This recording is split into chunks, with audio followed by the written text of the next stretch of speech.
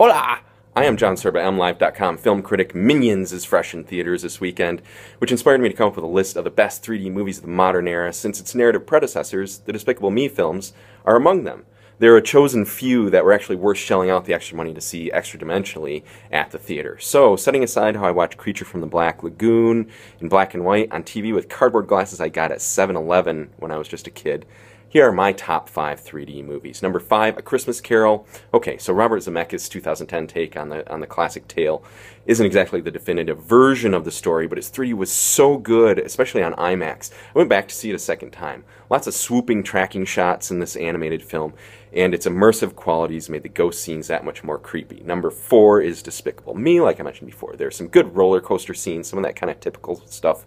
More swooping, of course.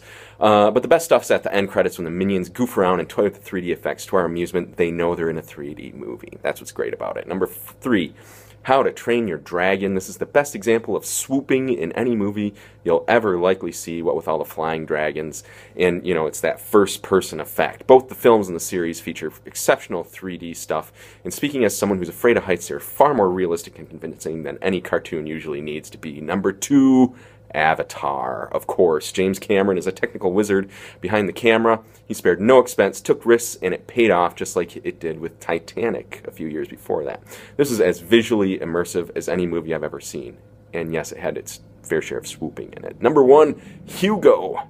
Leave it to Martin Scorsese to turn what's typically an entertainment medium into art. The movie is about movies, and he integrates 3D imagery into the theme about how movies are transporting artful works capable of inspiring wonder, and for that, they should be treasured. One more, an honorable mention, Step Up 3, because these movies don't get credit for their technical brilliance. Who stars in them? What are the plots? Who cares? Dance sequences are just as cinematically dynamic as chases and shootouts.